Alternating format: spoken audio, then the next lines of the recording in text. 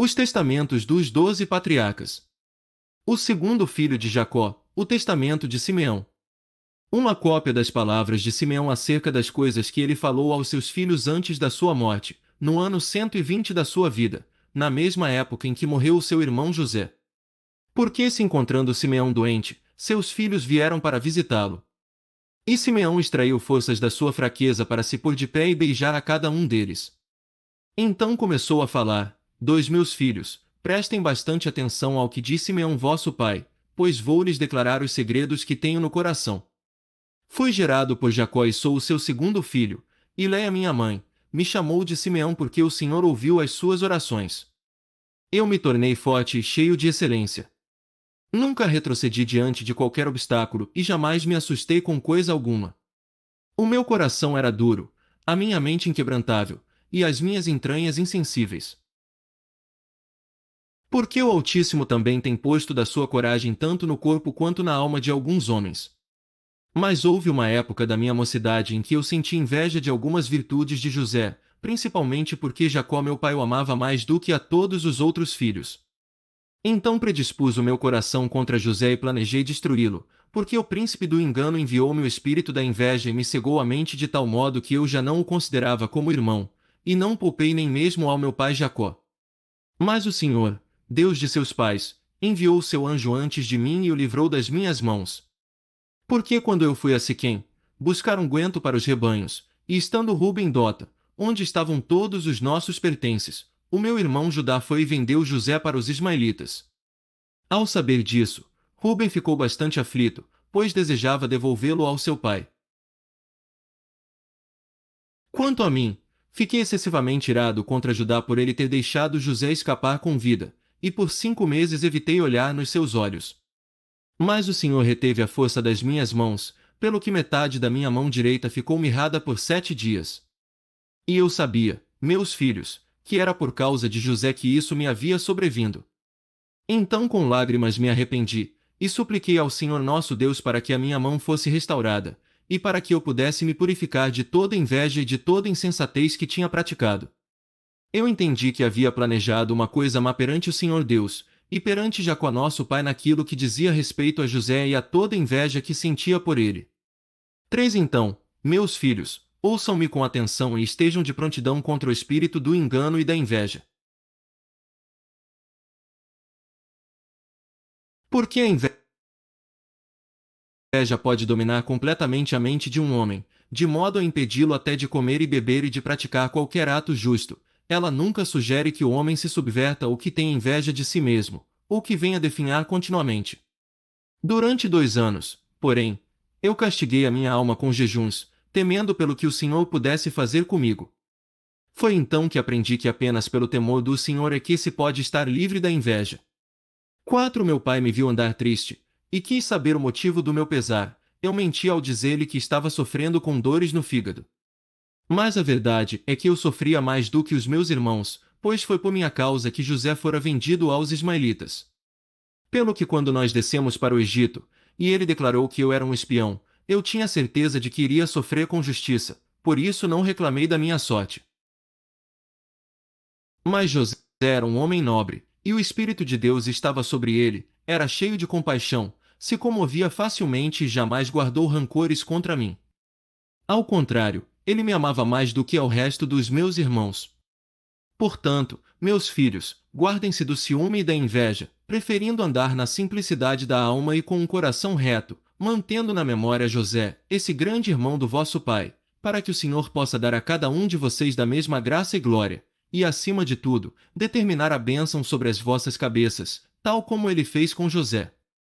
Pois em todos os dias de sua vida ele nunca nos lançou em rosto o mal que lhe fizemos, antes nos amou como a sua própria alma, e diante dos seus próprios filhos ele nos dignificou, dando-nos riquezas, gado e muitos frutos.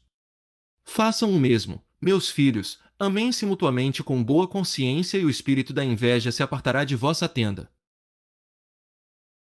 Porque o espírito da inveja torna selvagem a alma do homem, ao mesmo tempo em que lhe destrói o corpo.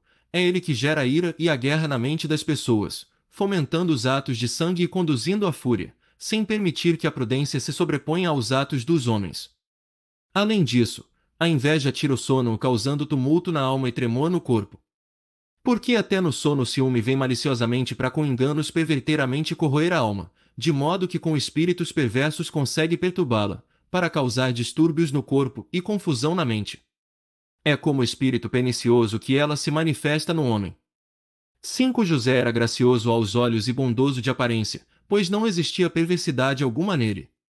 E ainda assim ele teve o espírito ferido por todos os tipos de agruras que desfiguram aos homens. Assim também vocês, meus filhos, façam com que os vossos corações sejam cheios de bondade perante o Senhor e perante os homens, para que possam encontrar favor tanto diante de um quanto do outro. Mas acima de tudo, estejam atentos contra a fornicação, pois ela é a mãe de todos os males, e é capaz de separar o homem do seu Deus e conduzi-lo ao seio de Belial. Li nos escritos de Enoque, e descobri que os vossos filhos serão corrompidos pela fornicação, e que levantarão a espada contra os filhos de Levi. Mas eles não poderão prevalecer, pois Levi está empenhado em uma guerra que é do Senhor, por isso as vossas hostes serão abatidas. Então vocês se tornarão em um pequeno número, e serão repartidos entre Levi e Judá, de modo que nenhum de vocês será escolhido para a primazia, tal como profetizou o nosso pai Jacó no dia em que nos abençoou. 6. Eis que tenho predito todas essas coisas diante dos vossos ouvidos, pois quero estar limpo dos pecados das vossas almas.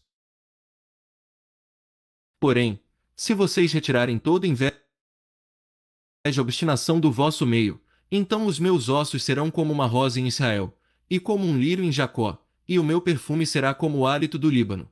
E os cedros sagrados se multiplicaram para mim eternamente, e os seus galhos se estenderão para muito longe. Então perecerá a semente de Canaã, e não restará renovo para Amaleque. Todos os capadócios serão arruinados, e todos os hititas serão completamente destruídos. Então tropeçará a terra de Cão, e todos os seus habitantes perecerão. Assim, toda a terra descansará da sua destruição, e todo o mundo debaixo dos céus viverá sem guerra. Nesse dia o poderoso de Israel glorificará assim, pois o Senhor Deus aparecerá sobre a terra, e ele mesmo salvará os homens. Então todos os espíritos do engano serão esmagados sob os seus pés, e os homens terão poder sobre os espíritos maus. Nessa época eu saltitarei de prazer e louvarei ao Altíssimo por suas obras maravilhosas. Porque Deus se tornou homem e até comeu com eles, e os salvou. 7. Agora, meus filhos, sejam obedientes a Levi e a Judá, e jamais se levantem contra essas tribos. Pois é através delas que a salvação do Senhor nascerá sobre vocês. Porque o Senhor surgirá como sumo pastor em Levi, mas em Judá ele será um rei e Deus homem. Ele salvará todas as nações da terra e a todos os filhos de Israel.